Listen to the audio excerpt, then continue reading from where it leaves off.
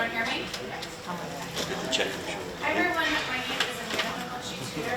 This is Jacqueline Blanchard from DCJS. We're in the Office of Justice Research and Performance, which is a fancy way of saying we're in the Data and Research Office. And we're going to be presenting today on DCJS's efforts to promote work practices and work through research.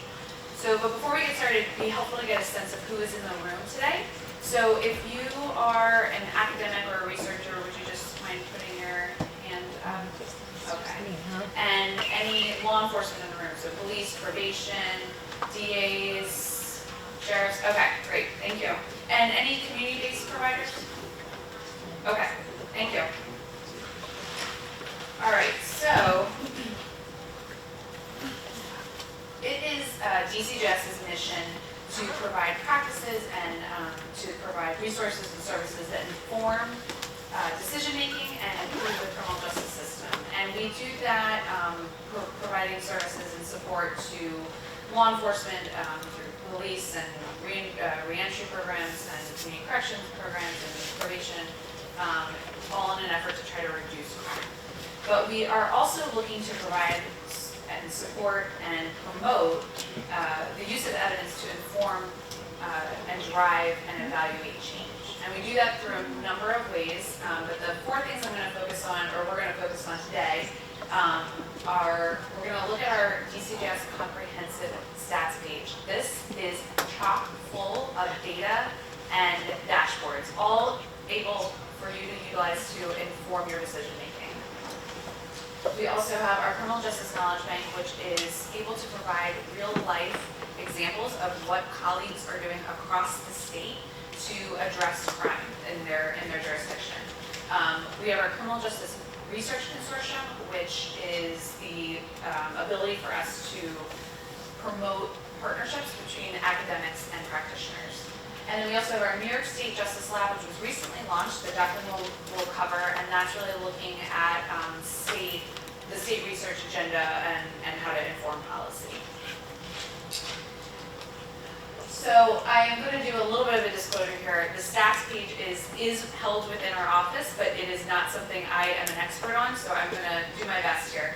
But basically our stats page is looking at 4 different areas of crime. They're mostly related to crime data and to case processing.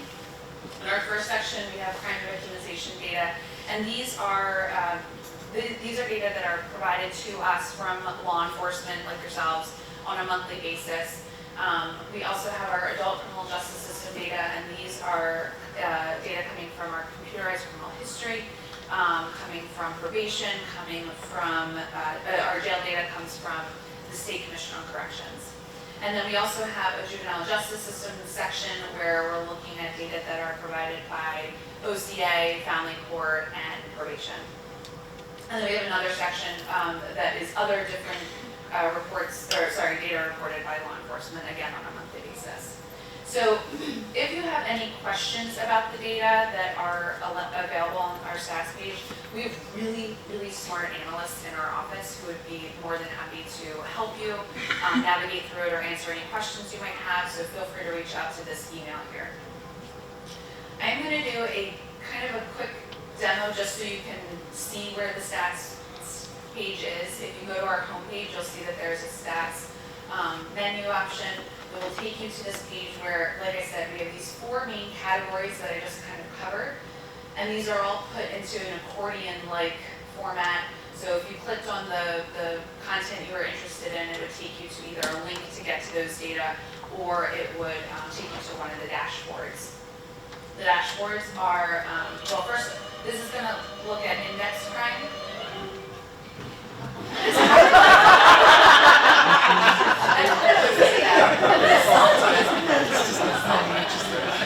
Oh gosh, see, I'm already done. Alright, so this is looking at our index crime. These are dashboards that focus on at the county level, so you can see it through the map. I can't even pass through right now. Okay. So you can filter down by county, you can filter down by region. So in this case, since we're in the capital region, if you wanted to take a look, This will then show you all the counties within that region, and you can see how they kind of compare to each other, and all those, the line graphs or bar graphs are below. We have crime type. I'm realizing in the back you probably can't see any of what this is, but it's looking at the index crime options, it's looking at, but you can filter down by violent crime or property crime, and then you can look at year. So this dashboard goes all the way back to 2000. So you can filter if you want to look at a 5-year, period of time, you can do that.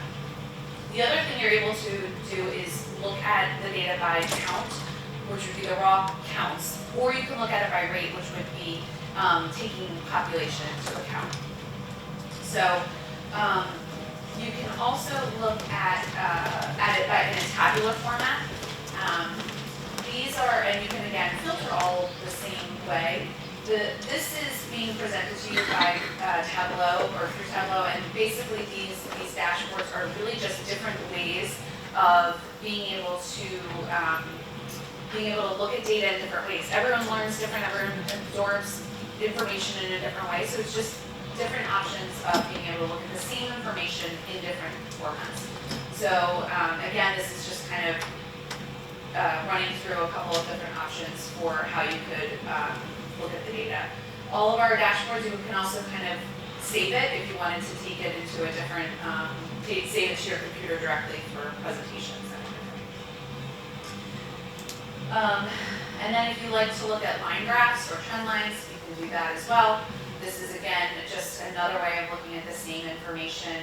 So one way that might be interesting to people is to look at a region and compare it to maybe non-New York City. So we know New York City kind of drives a lot of counts up. So if you wanted to take them out of it, you could do that and look at just non-New York City.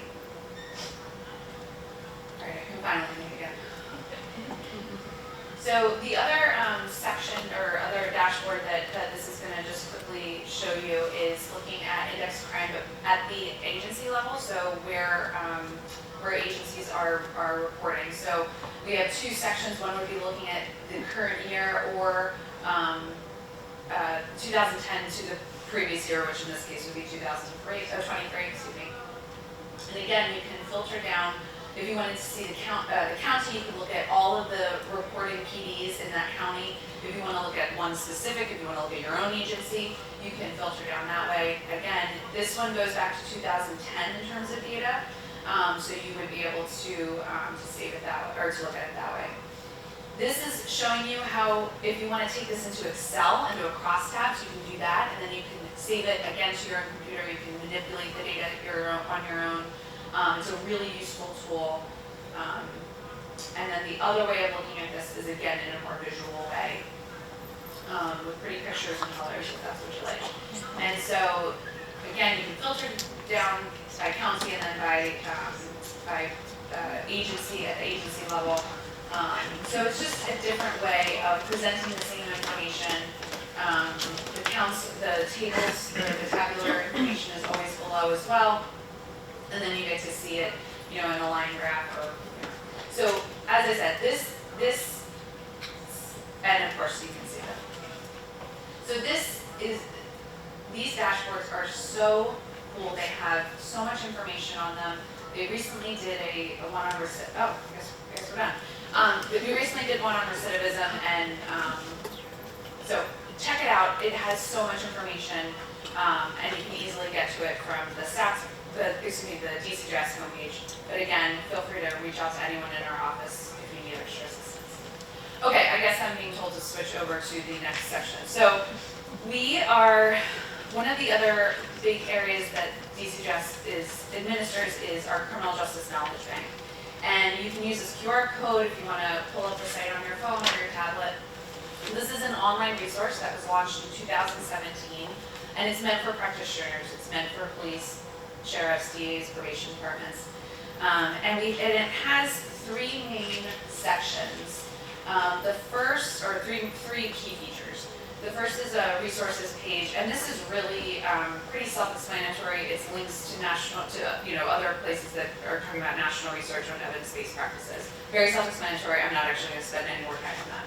I want to spend time talking about the program profiles, which are sharing innovative practices that agencies have implemented in the state of New York, and our research consortium, which is again a mechanism for promoting researcher and practitioner partnerships.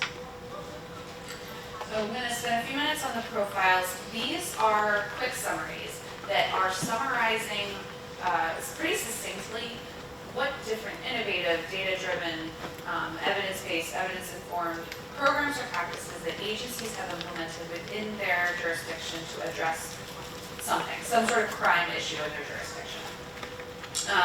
And the idea here is that we're not only able to promote the work that you're doing in your agency, but we're also able to share this information with others, and others are able to learn from one another.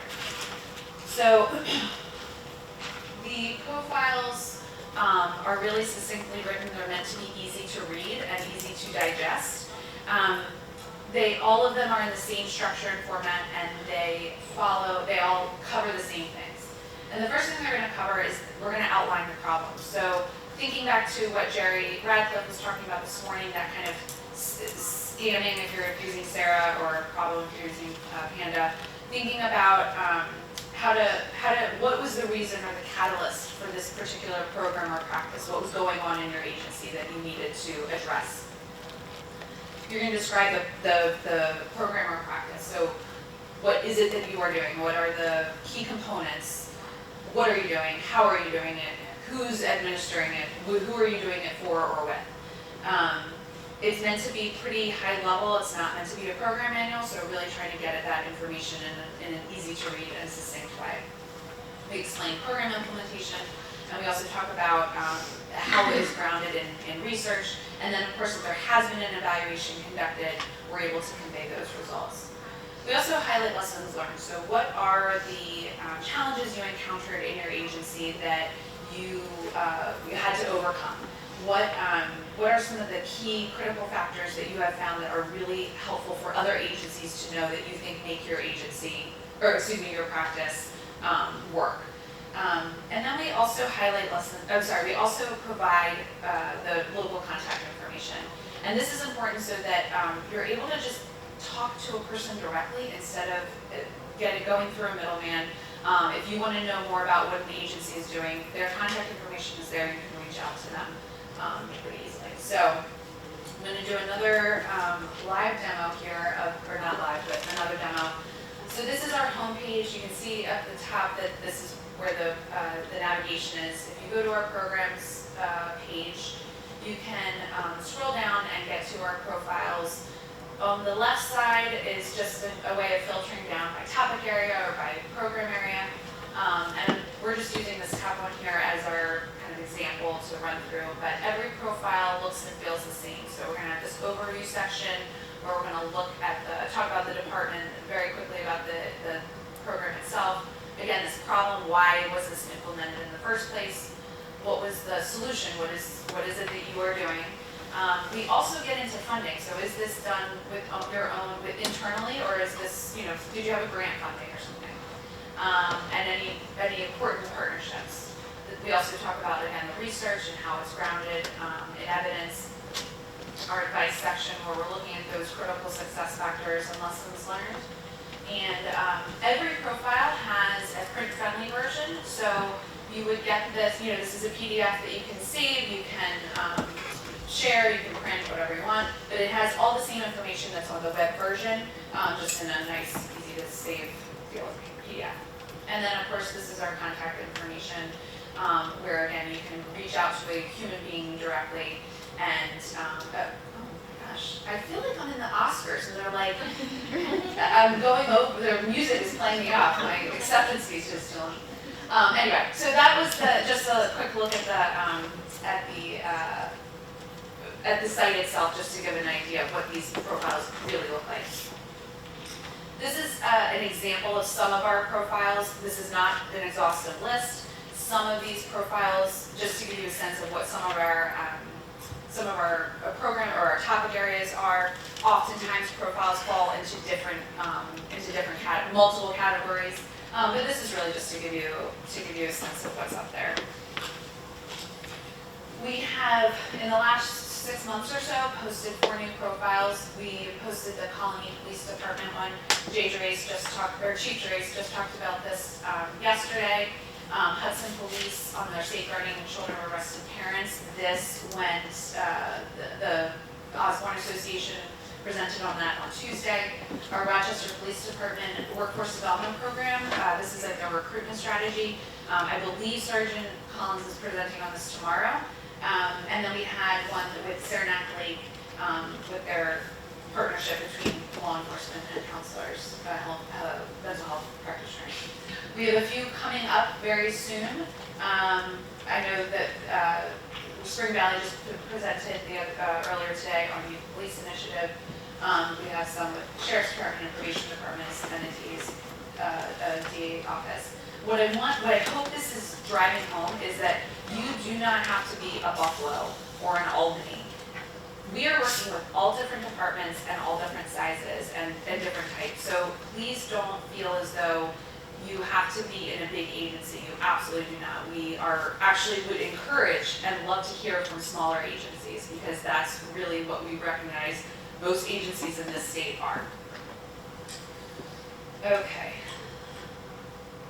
So if I haven't already made you very excited about this, I hope, then let me just explain this a little bit more. We share succinctly written profiles with you. You don't have to do the work, we do it for you. We are able to document the key initiatives that you're working on, what things are working and what things aren't. These profiles produce talking points for when you're meeting with the media or your city council or mayor or the community. And I hear often that law enforcement's not always great about promoting the good work that they are doing, so this is a way of showing this on your social media and promoting your work.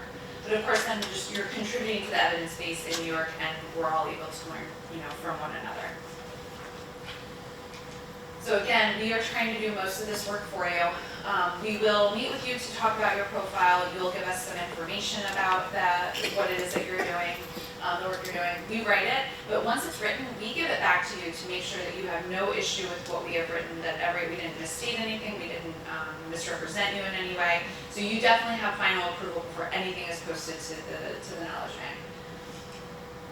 If you're interested, you can go to our website. There's a Get Involved drop down, and it would just be submit a profile, submit a program, or you can email us. Okay, so switching gears to our research consortium. Before I describe what our consortium is, I do just want to kind of ground things with, this is an audience, I know I don't have to say this, but crime is incredibly complex.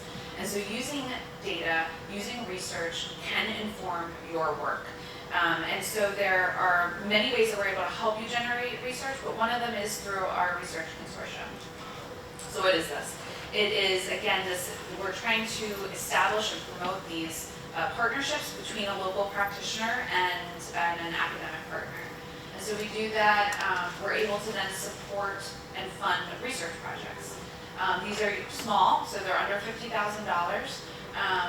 for procurement reasons. They are short term, so anywhere from 6 months to 2 years, generally in the 1 to 2 year range for the most part. If you have a research partner you already like, or you already work with, or you have a relationship with, great. If you do not be intimidated. We can help you find one. We have currently in our consortium, we have 69 academic partners from 36 institutions around the state. DCJS is going to contract directly with the practitioner, which I'll touch on in a moment, and then that practitioner is going to subcontract directly with the university of that researcher. And we accept on a rolling basis. There is no starter end dates to submitting a request for assistance. We are always accepting them. So even if it doesn't work for you right now, if you think of a time down the road that you think that you could benefit from a project, please feel free to reach out to us.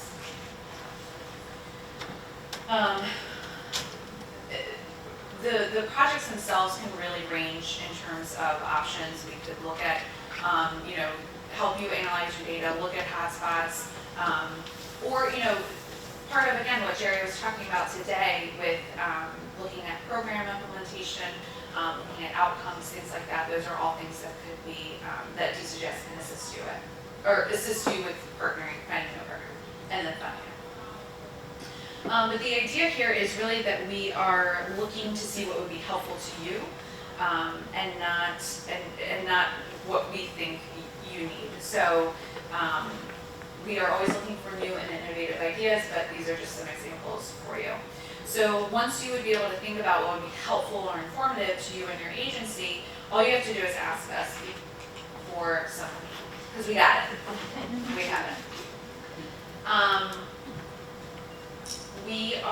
We know that research is really important, and we want to be able to help you, so you just have to reach out to us. And if you're still thinking this seems really abstract, I have no idea what I would do, here are just a few examples of some of the current projects we're working on that are in various states. The Oneida City, I see, they're Sergeant Burgess, he's here. They talked about this yesterday, their work there. We're helping them to get a partner to look at their police network investigation. Oneida County Probation, Jim Soja just presented on TAC, so we're working with them. Schenectady Police Department, Chief Clifford is literally down somewhere here talking about this exact project. So a variety of projects, and again, a variety of departments and types. So please don't be turned or concerned about the size of your department. I really hope I am driving this home, but again, if I am not, let me try to unpack this a little bit. Understanding crime is incredibly important, and understanding it in your jurisdiction is absolutely necessary, because what's happening in Elmira is very different from what's happening in POC. And again, getting back to what Jerry was talking about today, you have to understand your problem before you can do anything about it. So understanding the crime in your area, it's absolutely necessary. Also, the benefit of this consortium is that you, the practitioner, are able to drive the research. So this is what you need. This is not DCJS's project. This is what you need in your agency to best understand and improve and inform your work. Which is kind of gets to why we partner with you. You get the contract so that you own the project. It's not ours. The consortium also allows you to document anything that you're doing, informing the programs and practices that you're working on, looking at any challenges you're having and helping you identify how to potentially improve upon them, demonstrating the value of what you're doing to the community. So being able to say, we value research, we're putting effort into it to really understand that what we're doing in the community is making a difference or helping. And then sharing actionable recommendations with other agencies to learn from one another. I'll get back to this in a moment, but I do want to note that we are really, this is not a burden to the practitioner. This is really meant to be helpful. So the workload is not unbearable. It really is, it's not terrible. How would you group us assistants? You would just provide us some basic information about what you're looking for as a practitioner. If you have a partner, great. If you don't, we will find you one. And then the partners, the practitioner and the researcher, complete a project proposal together, because again, this is a collaborative effort. Now, I don't want practitioners in the room thinking like, oh my gosh, I have to know research methods and stats to figure out what the analyses would be. No. That is your partner's role. But what you are a part of is making sure that you know how to, you're getting what research questions you have answered. You're getting out of this project what you need and what you want to inform the work that you're doing. And then, fast forward through contracting and everything. The research partner is going to give you a final report, and then DCJS is going to work to develop a research brief with you. And so this is an example of what a research brief looks like. Again, they're standard in format and that kind of thing. But what I do want to impress upon about this is, if anyone has read a research report, and I am not knocking research at all, but they can be dense and long and hard to understand. And so, recognizing that busy law enforcement executives don't have a ton of time to read 50 to 100 pages of a research article. And so what we do is we pull out the information that we think is the most relevant, and then we're able to translate that into, again, kind of an easy to read, easy to digest brief. The other thing that we get out of every research project is we ask for the researcher, to identify some actionable recommendations. So what are things that agency can do differently? How can other agencies that would be interested in something similar take away information? So we really do try to make this easy to understand and useful for you and for other agencies. Okay, if you are a researcher in the room and you would like to join our consortium and get us into the 70s number of academic partners, you can just submit us your research background. I'll show you where in a moment. You do have to be affiliated with a college or a university, but we will keep you apprised of different opportunities like the Public Safety Symposium when they're doing requests for proposals, different jobs, different state agencies in the public safety portfolio, any job postings. And then, of course, if there's a project, we will work to connect you with one. If you go to our site, there is a net get involved. You can either request assistance as a practitioner, or you can join the consortium as a researcher, again, or you can email us. Okay, to tie this all up before I pass this over to Jacqueline, one of the things I mentioned earlier is promoting your work. And so thinking about visibility and recognition and how your work can be promoted on the Knowledge Bank, this is just some information about traffic. So in the last year, we have had over 24,000 visitors to the Knowledge Bank. We've had over 5,000 people views onto the profile page. As an example, Binghamton's SecTed Task Force profile, which we posted sometime last year, has already had nearly 600 views. We've had 900 people looking at the Research Consortium page, and one of our briefs has had nearly 60 downloads. So people are looking at it. This is a way of allowing your work to be recognized. So please don't, please keep that in mind, that this is a way to promote what you're doing. So I'm going to turn it over to Jacqueline, but before I do, there is, the consortium and the Justice Lab can seem a little blurry, but there's actually a pretty distinct line that I just want to point out quickly, and that is that the consortium is really for creating local partnerships to inform local policies and practices. The Justice Lab is at the state level, and this is looking at DCJS's research agenda to inform policy at the state level. So there is a distinction, although sometimes it seems a little blurry. So I'm going to pass this over to.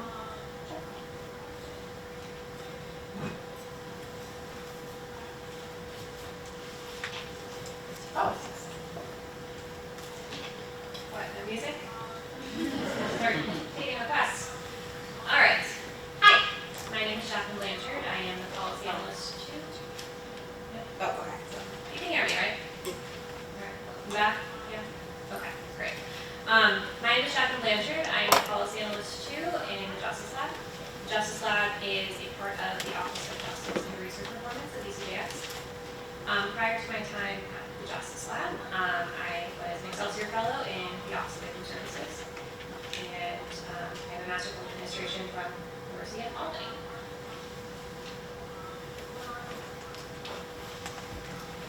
It is far better to light a candle than to curse the darkness. This famous quote has been attributed to many people, including Eleanor Roosevelt and JFK, but the actual originator was an English Methodist preacher by the name of William L. Watkinson. And he died almost 100 years ago, to the ripe old age of 87. But his words transcend time because they underscore the necessity of problem solving.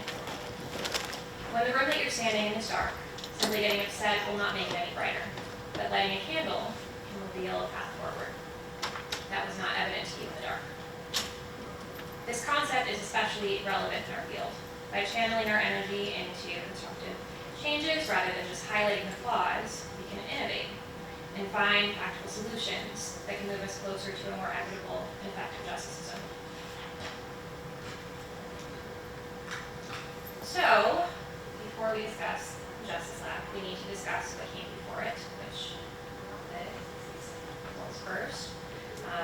The slide outlines the decision-making process for results first. So starting at the top, we had analyzing the population and program needs. Then programs would be recommended through cost-benefit analysis. Programming would be implemented. Program quality would be verified. And the program outcomes would be evaluated. And after that, they would confirm that the results were as they expected them to be. And lastly, the results were used to inform future funding decisions. In 2011, DCJS engaged with Pew and the MacArthur Foundation to adapt their existing results first cost-benefit analysis model so that it could be used effectively in New York State. Their model helped New York and other states to implement cost-benefit tools that would identify programs providing the greatest returns on state investments in the forms of reduced recidivism and reduced incarceration. Over the years, DCJS became a leading state in the Results First network and was showcased in a 2016 case study as exemplary in practicing and promoting evidence-based policymaking. So after many years of commitment to and investment in the results first model of criminal justice reform, New York State decided to transition into employing a more evidence-based model for criminal justice-related policymaking and program funding decisions. The Justice Lab was envisioned as the next step forward in the agency's commitment to evidence-based policymaking. By leveraging the technical and subject matter expertise of DCJS staff and research partners across state agencies, the Justice Lab seeks to answer questions about the impacts of justice policies in New York. The Justice Lab was soft launched in October of 2023, and just last month, we had our official launch. Our lab is small but mighty, with a current team of 2 full-time staff members, including myself, and 2 student assistants. And special treat for you all. They are actually all here in the audience today. Nice to see you all. Thanks for coming.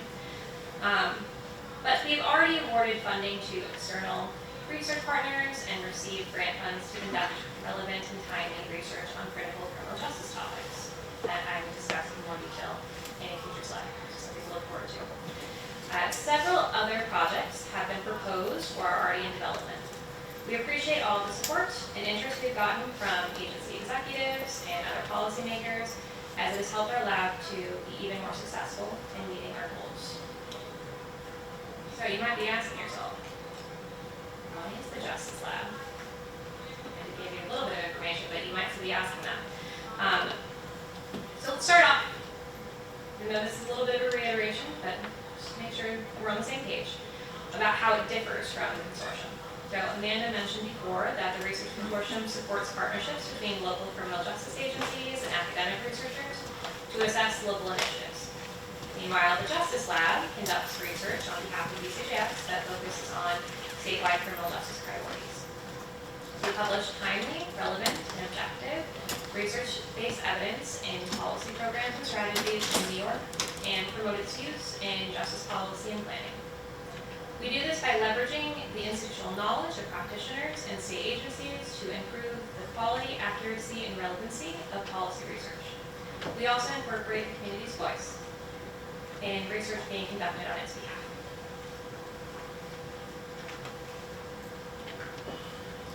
So these are some key terms that I will be using throughout this presentation. First up here is project team. Which is a team made up of DCJS staff and leadership, as well as other experts who all work together to plan the research. Next we have research partner. So research partners are the in-house or contracted partner who will be conducting the analysis. We have the analysis plan, which is a plan which describes all aspects of the proposed research project before the analysis begins. And some possible components of the pre-analysis plan are the research questions to be asked, proposed data sources, and proposed methodologies. Lastly, we have the review panel. which is made up of subject matter and or technical experts who review the pre-analysis plan and work products. Remember in that earlier slide where I said I was going to tell you about our projects? This is that slide. Some of the upcoming projects that we have coming up are an outcome analysis of alternatives to incarceration and reentry programs, the intersection of violent victimization and offending, the New York State Regional Deprivation Index, high utilizers in the criminal justice system, and racial and ethnic disparities in felony cases. And I'm going to go into more detail about each of these projects in the upcoming slides.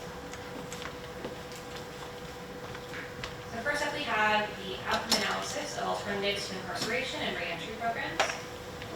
This 2-year project will provide a comprehensive analysis of criminal justice and select program outcomes for alternatives to incarceration and reentry programs funded by DCJS.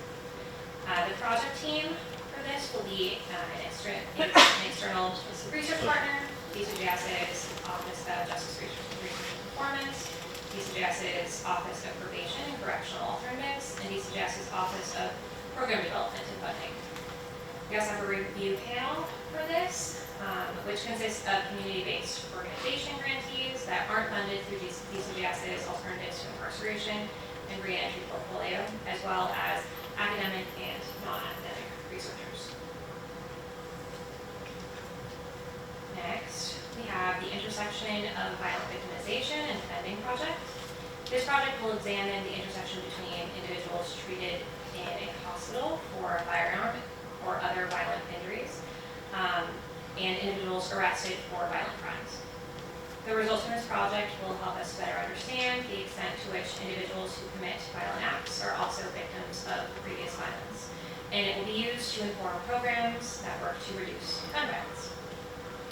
Our project team for this is composed of in-house research staff, and our review panel is composed of the Department of Health's Office of Gun Violence Prevention, the Department of Health's Bureau of Occupational Health and Injury Prevention, the Office of Victim Services, and DCJS's Office of Public Safety, as well as the Office of Justice and academic researcher.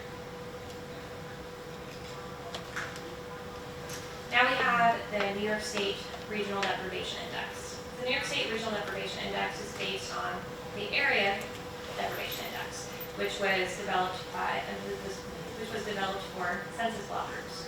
And for context, census block groups are the smallest geographical unit by the U.S. Census Bureau, and typically consists of between 600 and 3,000 members.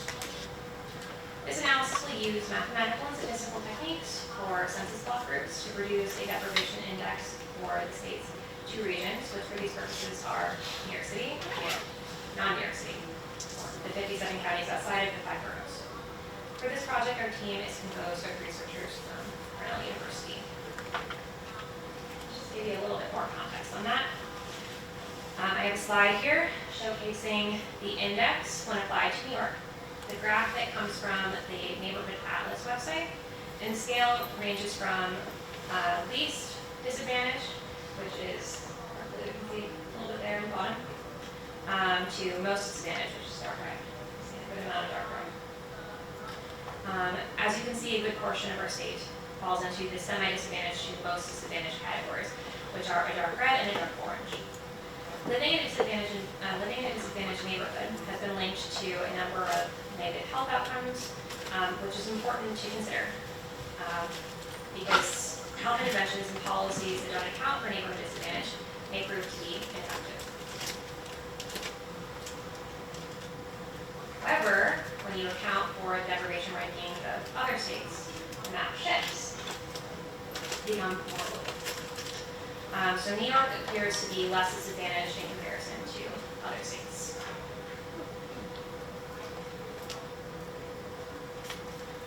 Next we have the high utilizers in the criminal justice system project. In this project, we will be looking for high utilizers, which are individuals who repeatedly cycle through state or local criminal justice agencies. This project will define what constitutes being a high utilizer, and will explore background characteristics that may have come into play, as well well as predict future involvement in the criminal justice system. The results from this project will be shared with policymakers and programs to help inform policies and programming that will help to reduce frequent involvement in the criminal justice system. For this project, our team is in-house research. And lastly, we have the Racial and Ethnic Disparities in Felony Case Processing Project. It is an analysis that examines racial and ethnic disparities in felony arrests and their disposition outcomes. It also looks at differences in court case outcomes and prison sentences among individuals who appear to be facing mandatory prison charges at arraignment. Our team for this project is internal staff, and the research brief for this will be published on our website soon. Speaking of our website, this is what our website looks like. And you can see it in real time if you scan that QR code. I'll give you a second if you want to do that.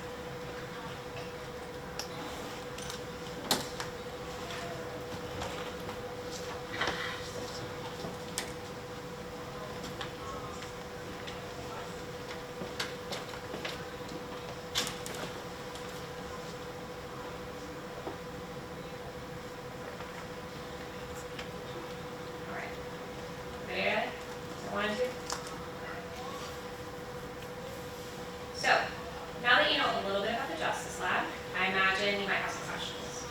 And after we launched, we got a lot of questions. So we put together a Q&A document that answers some of the commonly asked questions that we've received. And here are some of those questions. So we have, who can become a research partner? What is expected? What is a pre-analysis plan? Hopefully you know, I went over this earlier. How will the Justice Lab contract with research partners? Will research partners be permitted to publish findings based on the project? What level of independence will research partners have in the process? Will research partners be permitted to publish findings based on the project? Who is eligible to become a review panel member and what is expected? Are review panel members still eligible for research partnerships on other projects? And are review panel members compensated for their time? If you want to see that Q&A document, just go to that QR code. And if your question was not answered, please feel free to email us. Our email address will be displayed on a later slide. Another minute if you want to scan that. We'll have all the answers to your questions in one place, right?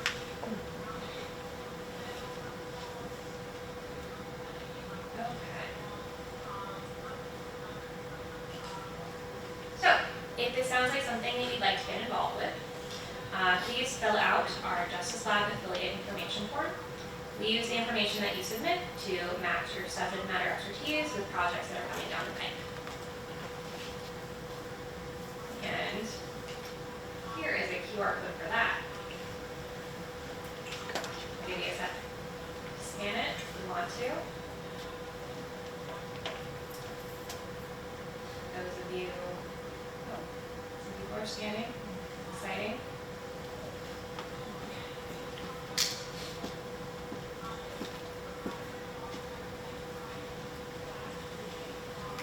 Those of you that didn't scan it, this is what it looks like.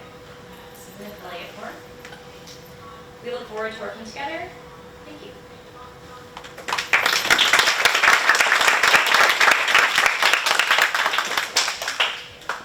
So here is a list of our emails and the websites. Feel free to reach out to us. We are always happy to hear from you. The only other thing I just want to say or to request is, again, we are here to help you and we want to support you in whatever way we can. So I'm going to ask that everyone could either fill out this QR code. It is, I promise, just your information, your contact info, and then 2 questions that you could just put a one-word answer to, and we will follow up with you to get more information. So you don't need to give us a narrative. Or if you don't want to do that, leave us your business card. But I do really want to know how we on our team can help you before you leave so that we can kind of get these conversations going. and we can follow up with you at a later date. So thank you all very much for your time and your interest, and please enjoy the rest of the symposium, and thank you very much.